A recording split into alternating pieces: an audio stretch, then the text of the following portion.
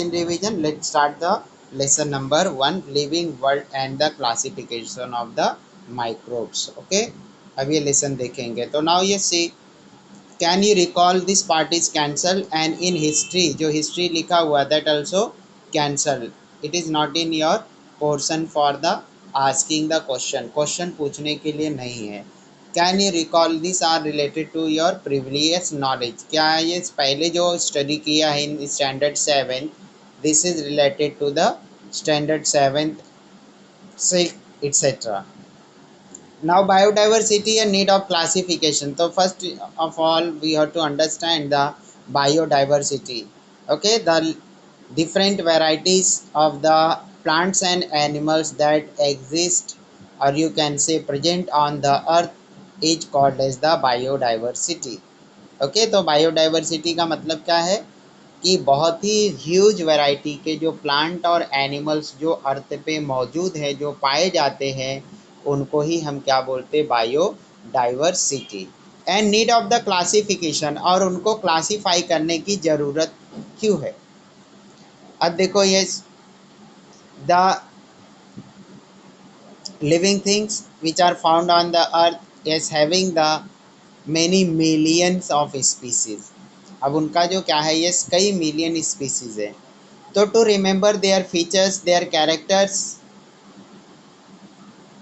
The classification is needed. तो उनके features, उनके कैरेक्टर्स को अच्छी तरह से लर्न करने के लिए हमको उसका क्लासिफिकेशन क्या है, जरूरी होता है करना. Last year we have learn that all the living organism on earth have adapted according to geographic regions, food ingestion, defense, etc. While adapting, many differences are observed in the organism of the same species too. अब यहाँ पे हमने क्या है, ये last year ही पढ़ा था कि क्या है, जोग्राफिक रीजन्स. अब ये जोग्राफिक रीजन का मतलब क्या होता है, ये अलग अलग yes areas where the living things are found. For example, the polar regions. Okay, जहाँ पे क्या रहता है, yes whole year that land covered with the ice, पूरे साल भर वहाँ पे आइस जमी रहती है. Okay, hilly areas, plateau area and ground. तो plains, you can say plain है, plateau है, और क्या है, ये हिल्स है, फॉरेस्ट है और पोलर रीजन्स है.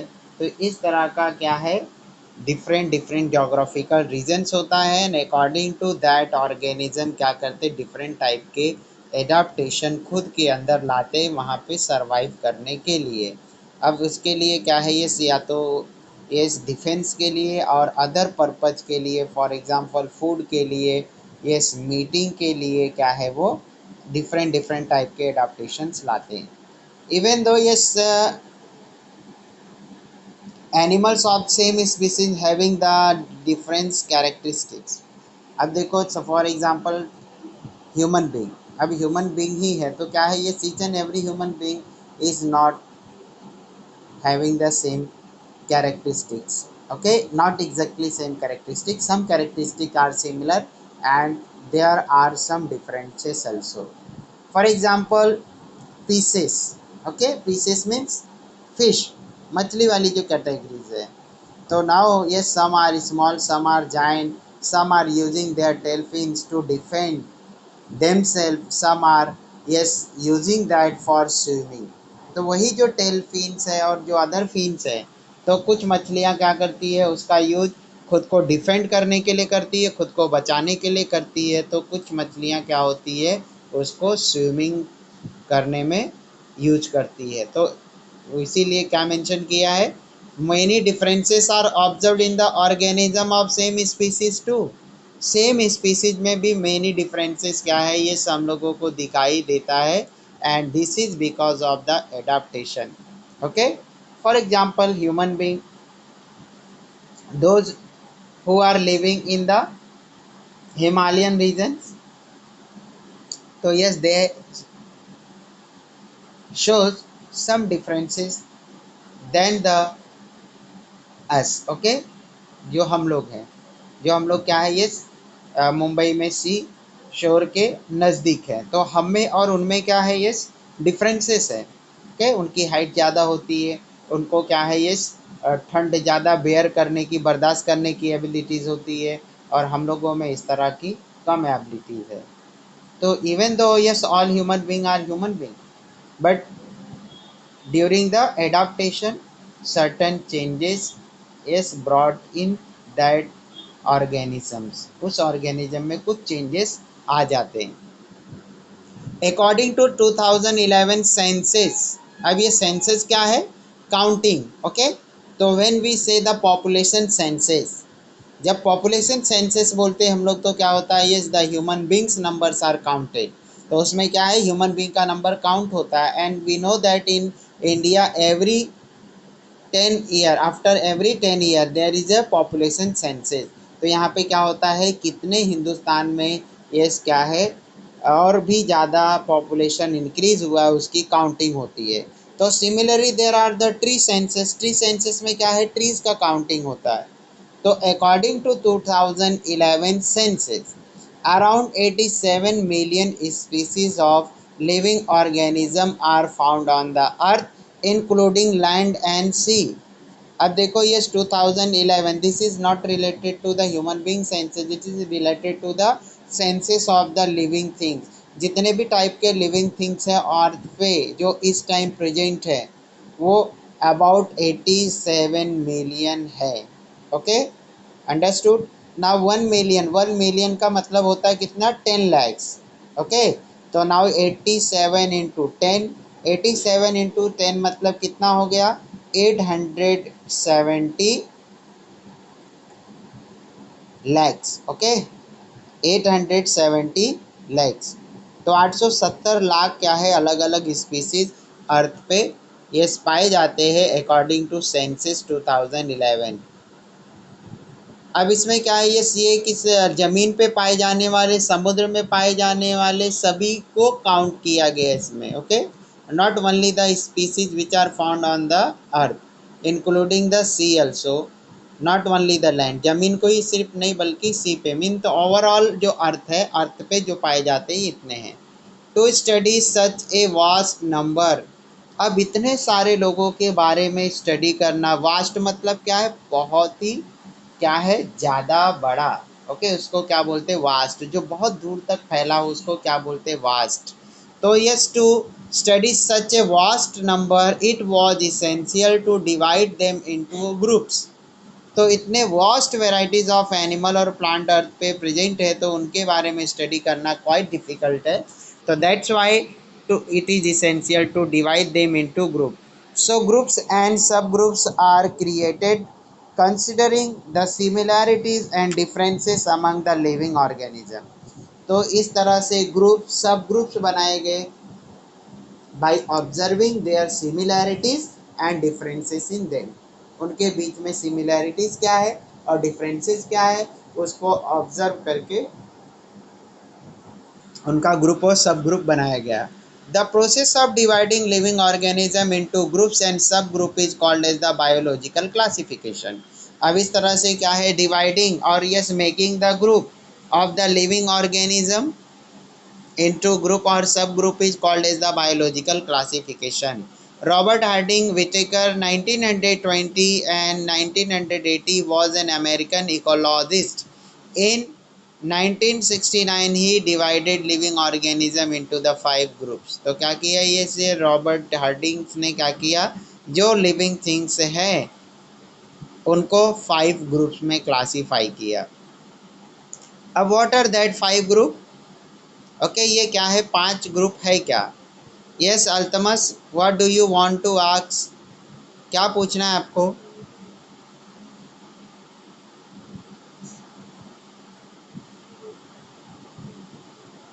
Okay, for this classification Whittaker consider the following criteria. Now yes he classified the available living things into 5 groups and what was the criteria behind that to classify them into the 5 groups। तो जो criteria था जिस base पे उन्होंने classify, they are as following. First one, complexity of the cell structure. अब yes, complexity of cell structure. Now we know that there are the yes mainly two type of the cell, prokaryotic cell and eukaryotic cell. And under the prokaryotic cell we see that the nucleus of this type of the cells are not well developed, and eukaryotic cell, the nucleus of this type of the cells are well developed. So yes, complexity of cell structure include the type of the cell. Now complexity of organism, complexity of organism. So yes, he taken into account the prokaryotic and eukaryotic type of the cell. Second, complexity of organism means it is a simple organism or it is a complex organism. Now yes, unicellular and multicellular, those organisms are made that living things made up of only one single cell or yes made up of many cells. This is also taken into account. Now yes, third one, the mode of nutrition. तीसरा जो चीज है क्या है, yes किसको consider किया गया while classification of the yes the animal into five groups, sorry living things into five group. The mode of nutrition means by which method they are obtaining their food, किस तरीके से वो अपना food क्या है ये ऑब्टेन करते हैं. Now yes plant are called as autotrophic because they can synthesise their food by their own. वो खुद का फूड क्या करते, खुद ही प्रिपेयर कर लेते, इसलिए उनको क्या बोलते, autotrophic. Okay, and this autotrophic yes organism yes make their own food by the process of photosynthesis. And in photosynthesis what happened, the CO2 okay enter through the stomata of the leaf into the leaf, and water reaches to leaf through the roots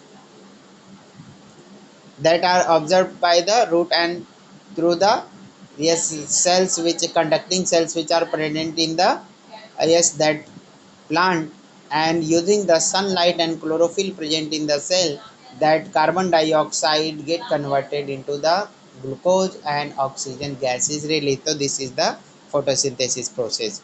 Okay, so now yes, second one, fungi, they are classified as the saprophytic because they obtain their food from the dead organisms. Okay, तो ये जो fungi होती है वो क्या है, it do not contain the chlorophyll, इसके पास chlorophyll नहीं होता है, एंड बिकॉज ऑफ दैट ये this is saprophytic means it depend on the decaying material for their food. Animals are heterotrophic because animals also yes not able to perform the photosynthesis in absence of the chlorophyll. उनमें भी इस तरह की क्या है, yes activities complete नहीं हो सकती है.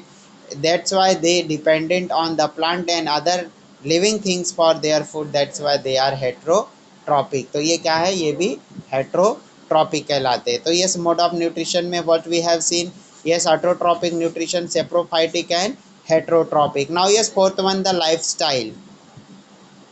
Okay, now yes, plants are called as the producer because they are manufacturer of the food. यही क्या है, ये फूड के मैन्युफैक्चरर है. Second, animals are called as the consumers because they are dependent on the plants for their food. तो ये क्या करते हैं, ये जो प्लांट का पार्ट्स होता है, ये like root, stem, okay, fruits, flower, leaf, roots etc., they are eaten by the animals, so they are called as the consumers. Now fungi, fungi are dependent on the decaying materials or dead bodies of the living things. That's why they are called as the decomposers. Phylogenetic relationship. Okay, a phylogenetic relationship. Prokaryotic to eukaryotic, unicellular to multicellular. Now you see the flowchart given alongside living organism. They are yes classified into prokaryotic, eukaryotic, yes now depending on the yes cell structure. Now yes, prokaryotic are unicellular but eukaryotic are multicellular as unicellular. तो जो क्या है ये prokaryotic है वो क्या है, only unicellular organisms हैं, और eukaryotic unicellular as well as क्या है, मल्टीसेलुलर एनिमल्स है. नाउ ये here unicellular means prokaryotic, they are yes place in the kingdom Monera. तो जितने भी क्या है ये प्रोकैरियोटिक है उनको किस में रखा गया, किंगडम मोनेरा में. एंड जो क्या है ये सिर्फ eukaryotic unicellular Eukaryotic as well, they are unicellular, they are yes called as protista, तो उनको क्या बोलते हैं हम लोग, प्रोटिस्टा बोलते हैं. Now yes multicellular, they are yes grouped into the three categories, उनको तीन ग्रुप में क्या किया, क्लासीफाई किया. yes that are fungi. Fungi means क्या है, they do not have the cell, they have the cell wall, means they having the some features of the plant, as the plant have the cell wall, but organism cannot perform the photosynthesis. Generally when we see the fungi, seem we will seem that they are plant, okay, but they are not placed in the plant category because of the absence of the chlorophyll. जब हम fungi को देखते हैं तो हम लोगों को क्या लगता है, वो प्लांट है. जैसे कि क्या है, ये हम लोग अगर मशरूम देखते हैं, because mushroom is also fungi. समझ में आए कि नहीं, जो म्यूकर या मशरूम है वो भी क्या है, एक टाइप का फंगस है.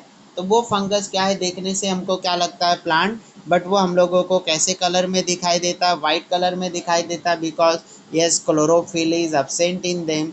तो इसलिए वो प्लांट की तरह दिखाई तो देते हैं, बट क्या है, वो प्लांट नहीं है, क्योंकि वो क्लोरोफिल एब्सेंट है, एंड वो because of that only they unable to perform the photosynthesis. Now yes, that's why they are placed in a separate group called as the fungi, and they having the yes one characteristic, that is cell wall, that are present in the plants. Now next one is the called as the plantae. अब next जो क्या है, ये multi cellular eukaryotic living organism है, उसका नाम क्या है, plantae. Now yes, plantae, plants, all type of the plants are included here. So here the cell wall is present, chlorophyll is present, and they can perform the photosynthesis. तो ऐसे क्या है, ये ऐसे लिविंग थिंग जो है, ये plant categories में है जिसमें सेल वॉल प्रेजेंट है और वो फोटोसिंथेसिस भी परफॉर्म कर सकते हैं. Now yes kingdom number 5, Animalia. Yes here there is absence of the cell wall. इधर क्या है, ये सेल वॉल अब्सेंस है, तो क्लोरोफिल भी अब्सेंट है यहाँ पे.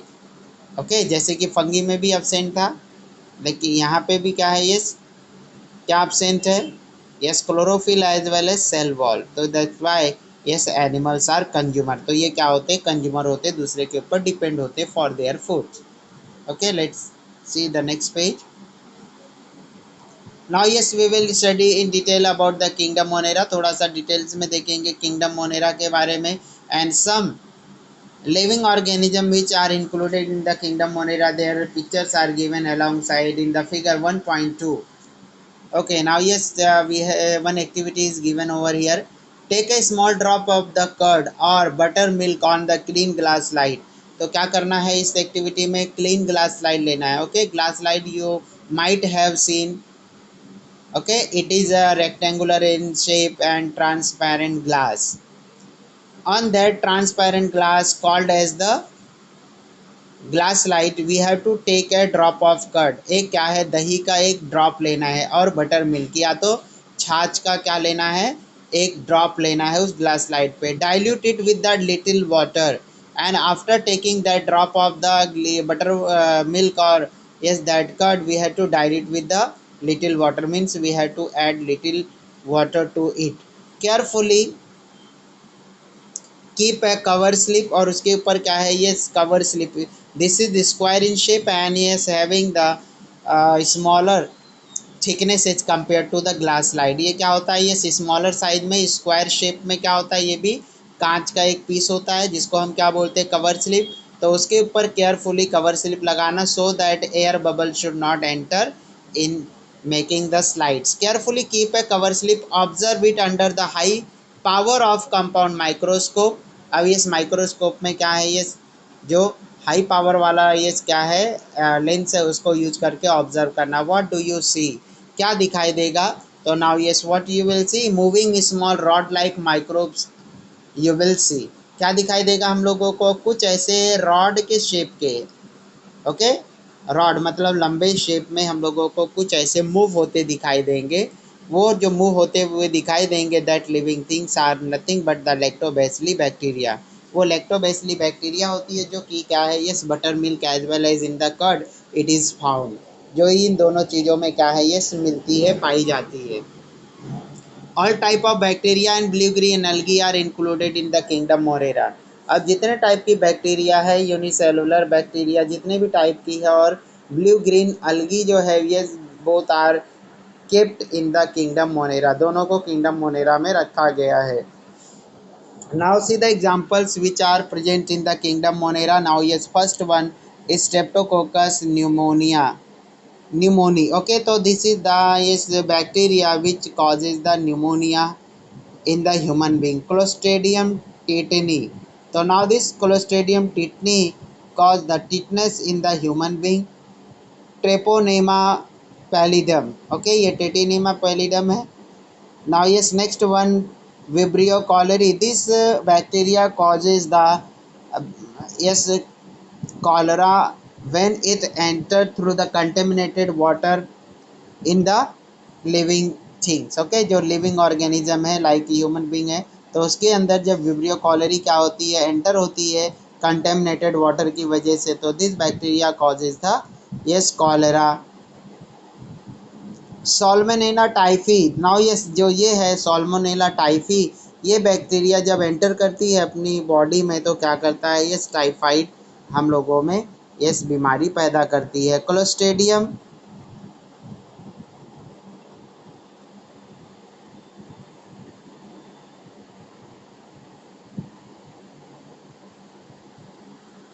ये क्या है, yes clostridium botulinum. Okay, botulinum ये क्या करती है, ये सब बैक्टीरियाज है that produces the diseases in human being. Now yes grape like yes arrangement staphylococcus aureus. Okay, now yes, next one, legionella pneumonia.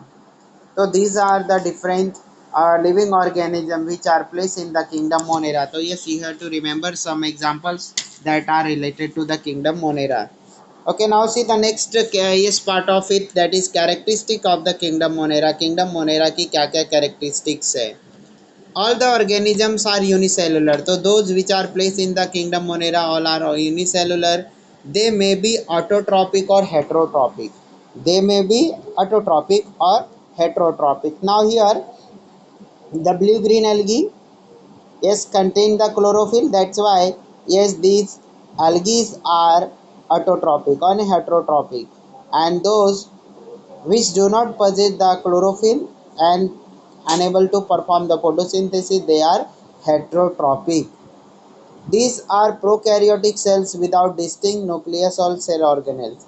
तो ये जो किंगडम मोनेराज के क्या है, ये लिविंग थिंग्स है, they do not have the prokaryotic cell, उनमें prokaryotic cells नहीं है और डिस्टिंक्ट न्यूक्लियस भी नहीं है, क्लियर न्यूक्लियस नहीं है.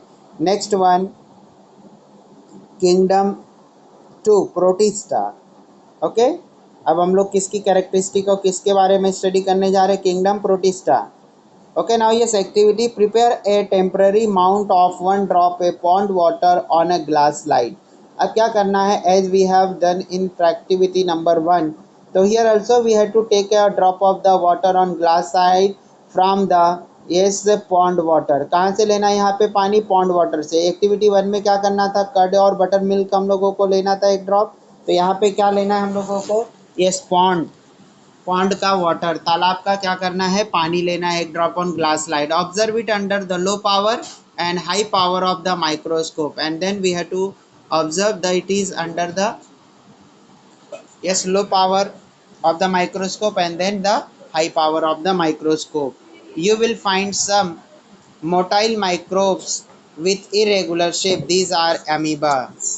ओके, तो क्या मिलेगा हम लोगों को स्लाइड में कि छोटे छोटे स्मॉल जो है ये साइज के motile microbes. Motile means that showing the some type of the moment, जो क्या है कुछ टाइप के मूवमेंट करते हुए दिखाई देंगे. एंड दीज आर अमीबे, और वो क्या होंगे, अमीबाज होंगे. Characteristic of the yes kingdom protistas. Protista are single-celled organism with well-defined nucleus enclosed in a nuclear membrane. तो जो प्रोटिस्टा है वो क्या है, ये सिंगल सेल वाले ऑर्गेनिज्म है. कैसे है, single cell, because they are is क्या है, यूनिसेलुलर. तो they are unicellular as well as they are eukaryotic. Okay, means their nucleus are well developed. They have the pseudopodia or hair like cilia और whip like flagella for locomotion. तो इनके अंदर क्या है, pseudopodia. pseudo का मतलब क्या होता है, फॉल्स. तो फॉल्स पैर जैसे स्ट्रक्चर होते हैं. ओके, जैसे हमारे लेग्स होते हैं मूवमेंट्स के लिए. तो in such type of animal the pseudopodia, या तो pseudopodia पैर की तरह का स्ट्रक्चर, और हेयर लाइक सीलिया या तो बाल की तरह उनमें क्या होता है, एक स्ट्रक्चर होता है, और उस बाल की तरह के स्ट्रक्चर को क्या बोलते हैं, cilia. Whip like flagella for locomotion. अब यहाँ देखो ये यूग्लिना में ये क्या है, ये जो दिख रहा है इसको क्या बोलते हैं हम लोग, फ्लेजेला. तो ये flagella like structures are found. Trophs example Euglena Volvox contain the chloroplast. अब इसमें देखो ये कुछ जो क्या है, ये प्रोटिस्टा क्या है, ऑटोट्रॉप्स है. तो इस ऑटोट्रॉप्स में what are included, Euglena. This Euglena contain the chlorophyll and Volvox. Okay, given on the top of the Euglena. Euglena के टॉप पे जो दिखा है ये Volvox. This both contain the chlorophyll, that's why these two are the autotrophic. Even though this euglena ये shows the movement. Okay, like animals, जैसे कि animals क्या करते हैं, movement show करते हैं, वैसा euglena भी movement show करता है. means it bearing the two properties. One property movement of that is related to the animals, and the yes chlorophyll, that property related to the plants. Now yes, next heterotrophs. अब इसमें heterotroph means they unable to make their food by their own, they are dependent on the plant directly or indirectly or some other living things. Okay, तो heterotrophs amoeba and paramecium. तो here amoeba and parameciums are given. Okay, so now see it, both are the heterotroph, means they cannot perform the photosynthesis. वो photosynthesis perform नहीं कर सकते. Understood now? Okay student, now yes, unmute yourself. If you have any doubt you can ask to me. किसी को कुछ भी doubts है तो आप पूछ सकते हो.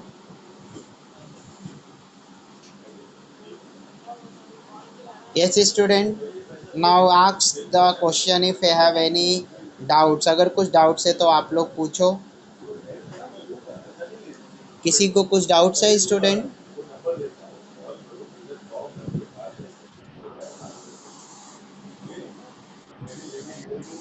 Yes, tell me if you have any doubt. Yes, in between the lecture, yes, one or two student was raising the hand.